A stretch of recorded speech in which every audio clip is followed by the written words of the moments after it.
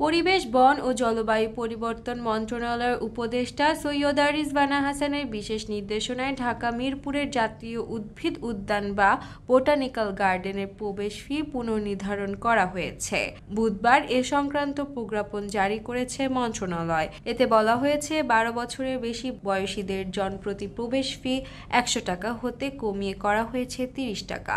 ১২ বছরের নিচে জনপ্রতি প্রবেশ ফি ছিল ৫০ টাকা। বর্তমানে ৬ থেকে ১২ বছর বয়সীদের প্রবেশ ফি করা হয়েছে ১৫ টাকা এবং ০ থেকে ৫ বছর বয়সী শিশুদের বিনামূল্যে প্রবেশ করতে দেওয়া হবে। এতে আরও বলা হয়েছে, শিক্ষা প্রতিষ্ঠান হতে আগত ১০০ জন পর্যন্ত শিক্ষার্থীদের জন্য দলগত ফি ১,০০০ টাকা, ১০১ থেকে ২০০ জনের দলগত ফি ১,৫০০ টাকা।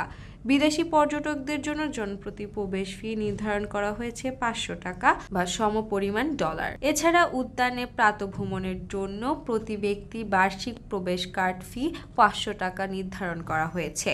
নভেম্বর থেকে মার্চ পর্যন্ত সকাল ৬টা ৩০ মিনিট থেকে ৯টা ৩০ মিনিট পর্যন্ত এবং এপ্রিল থেকে অক্টোবর পর্যন্ত সকাল ৬টা থেকে ৯টা পর্যন্ত কার্ডধারীরা বোটানিক্যাল গার্ডেনে প্রাতঃভ্রমণ করতে পারবেন। কার্ড হারালে বা নবায়নের জন্য ২০০ টাকা ফি দিয়ে নতুন কার্ড নিতে হবে। জনস্বার্থে জারিকৃত প্রজ্ঞাপনটি অবিলম্বে কার্যকর হবে বলে প্রজ্ঞাপনে উল্লেখ করা হয়েছে। প্রসঙ্গত, গত ২১ এপ্রিল থেকে বোটানিক্যাল গার্ডেনের প্রবেশ ফি পুনর্নির্ধারণ করে প্রজ্ঞাপন জারি করলে জনসাধারণ প্রক্রিয়া ব্যক্ত করেন। জনগণের প্রক্রিয়া বিবেচনা করে মন্ত্রণালয়ের উপদেষ্টা বোটানিক্যাল গার্ডেনের প্রবেশ ফি পুনরায় নির্ধারণের জন্য সংশ্লিষ্টদের নির্দেশনা প্রদান করেন।